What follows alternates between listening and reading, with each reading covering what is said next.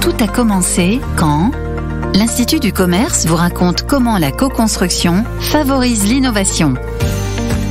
Les PLV en magasin représentent un enjeu environnemental non négligeable, qu'il s'agisse de leur conception ou de leur recyclage. Depuis octobre 2017, l'économie circulaire des PLV, éco-conception, collecte pour réemploi ou recyclage constitue la thématique prioritaire du groupe de travail parfumerie sélective. Depuis 2018, l'Institut du commerce monte la première filière de recyclage des PLV. Alors pour en parler avec nous, Sylvie Guingois, consultante spécialiste de la grande distribution à l'Institut du commerce, elle anime le groupe de travail parfumerie sélective. Valérie Couderas, chef de projet environnement chez Sephora. Et Lucie Bourson, Global Retail Design Manager chez Interparfums. Bonjour à toutes les trois. Bonjour. Bonjour. Bonjour. Alors Sylvie Guingois, vous êtes consultante spécialiste de l'évolution du retail et vous animez le GT Parfumerie Sélective. En quoi consiste exactement ce groupe de travail ? Le groupe de travail parfumerie sélective fait partie de notre douzaine de groupes de travail actifs à l'Institut du commerce.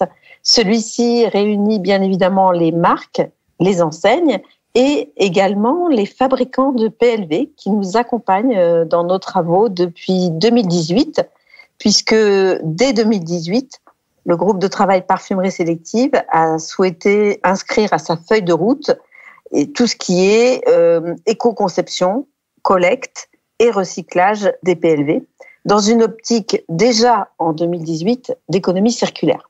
Merci Sylvie. Et pour parler de ce sujet, nous sommes avec deux de ses participantes, Valérie Couderas, chef de projet environnement chez Sephora, et Lucie Bourson, Global Retail Design Manager chez Interparfums. Valérie, pourquoi et comment avez-vous commencé à vous intéresser à cette question ? Racontez-nous les premiers travaux de ce groupe de travail. Alors, tout au début, pour Sephora, côté enseigne, on travaillait davantage sur le volet énergie en magasin, notamment avec le relamping LED, ou sur le volet transport avec nos livraisons électriques. Et en 2017, lorsque L'Oréal Luxe prend contact avec nous pour nous proposer de travailler à l'éco-conception d'une PLV, ça nous permet d'expérimenter la démarche d'éco-conception dans le domaine du merchandising. Donc, mener une analyse de cycle de vie d'une PLV a été envisagée comme point de départ. L'idée étant de faire ressortir les étapes les plus impactantes et de définir des leviers d'action pour pouvoir émettre des recommandations. Donc, le projet a été porté par le Popeye, cofinancé par l'ADEME. Et sur le choix de la PLV, nous sommes partis sur celle qui était la plus produite en magasin, c'est-à-dire les éléments de gondole. En septembre 2018, on teste notre PLV co-conçu dans tous nos magasins. Et à partir de là, on commence à imaginer une boucle vertueuse avec la récupération de cette PLV.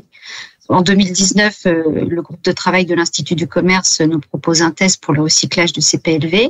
On fait un pilote sur Lyon. On collabore avec La Poste qui cherche à se diversifier et dont le maillage territorial est très important. Donc, concrètement, comment ça se passe ? La Poste passait dans tous les magasins récupérer nos PLV en fin d'utilisation pour qu'elles soient triées et recyclées en fonction des différents matériaux et pour évaluer le volume des PLV fabriqués dans nos magasins. Donc, ce test nous a permis de conclure qu'une grosse partie de nos déchets magasins étaient liés à l'emballage. En partie, ces emballages sont en carton, donc recyclables, dès lors qu'on a la possibilité de les trier, bien sûr.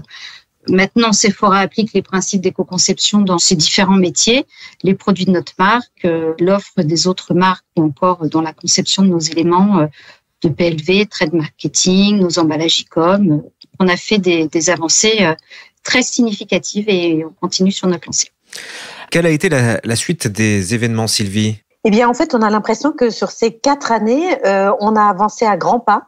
Les marques, les enseignes et les partenaires fabricants de PLV ont fait d'énormes progrès ensemble, grâce en partie aux travaux réalisés de manière paritaire à l'Institut du commerce.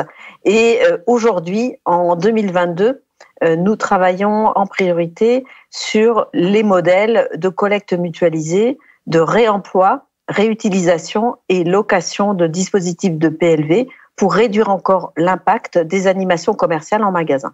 Lucie, en tant que designer chez Interparfums, quelle problématique vous intéresse particulièrement ? Donc, en tant que designer, en fait, ce qui m'importe, c'est de pouvoir concevoir le mieux possible, en fait, les PLV pour faciliter leur recyclabilité, parce qu'aujourd'hui, en fait, on peut malheureusement pas être sûr que les PLV qu'on va produire seront recyclés. Dans le domaine de la parfumerie sélective, on produit énormément de PLV. Il est donc important en amont, au moment de la conception et du développement avec les fournisseurs, de pouvoir proposer des PLV qui soient recyclables. Ça passe par la séparabilité des matériaux, les assemblages mécaniques et le fait aussi de pouvoir favoriser les PLV monomatières. On essaye aussi de réduire le poids des PLV. En termes de matériaux, il y a certaines matières qui sont aujourd'hui bannies via des réglementations. On a aussi des matières qui sont recyclées, qu'on peut réutiliser. Dans le domaine de la parfumerie, on s'aperçoit qu'en fait, il y a quand même beaucoup de plastique et que ce plastique, il va continuer à être utilisé parce que c'est une matière intéressante pour ses propriétés pour la parfumerie. Et afin de quantifier en fait l'impact de nos PLV sur l'environnement et aussi pour nous permettre de faire les bons choix au moment de la conception et du développement, on va pouvoir s'appuyer sur des ACV. Donc cette analyse du cycle de vie en fait va nous permettre de prendre la bonne décision. Toute la difficulté en fait, c'est d'être sûr que les PLV soient vraiment recyclés. Donc il y a un travail à faire avec les marques, avec les fabricants de PLV, les enseignes sur la collecte. Et ce qu'il faudrait, c'est qu'on arrive à mutualiser nos efforts et nos solutions. Alors, si je comprends bien, c'est donc sur cela que portent vos travaux en ce moment. Valérie, peut-être ?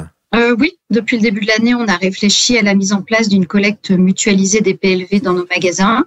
Nous avons donc mené une réflexion autour de comment mutualiser la récupération de cette PLV.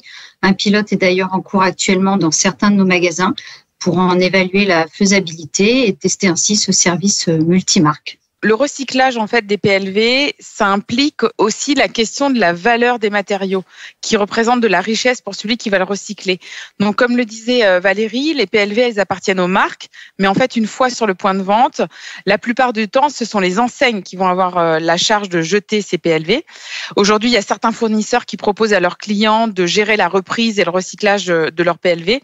C'est donc assez difficile en fait de déterminer à qui revient cette richesse, les fournisseurs, les marques, les enseignes. Et en plus, là, aujourd'hui, on parle de recyclage sur le territoire français. Mais ce qu'il faudrait aussi, c'est se poser la question, qu'est-ce qui se passe sur le territoire au niveau européen et aussi au niveau international? Ce qui rajoute la dimension internationale qui pourrait compliquer encore un peu plus les choses. Effectivement. Alors, quelles sont les solutions selon vous, Lucie ? Alors, selon moi, il me semble que c'est via les enseignes, en fait, que l'on pourra trouver une solution commune et faire en sorte que l'ensemble des PLV soient recyclés correctement en France.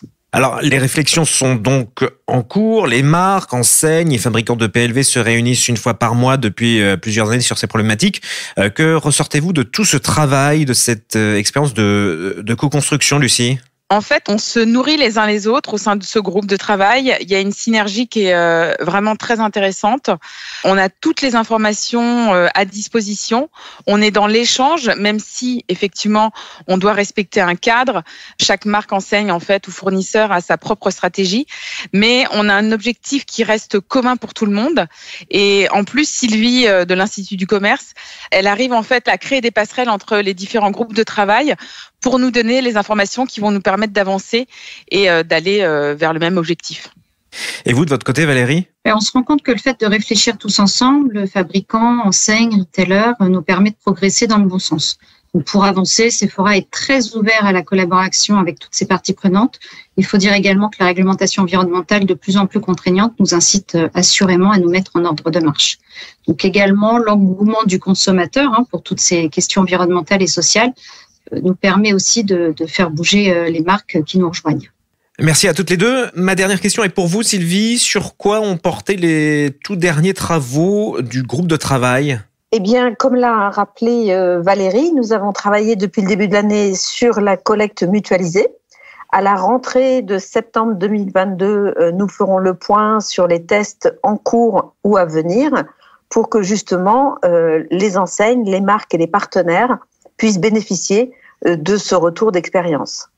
Également, à la rentrée de septembre 2022, nous allons lancer des nouveaux travaux sur l'optimisation des displays promo, cette fois en GMS, hyper et supermarché.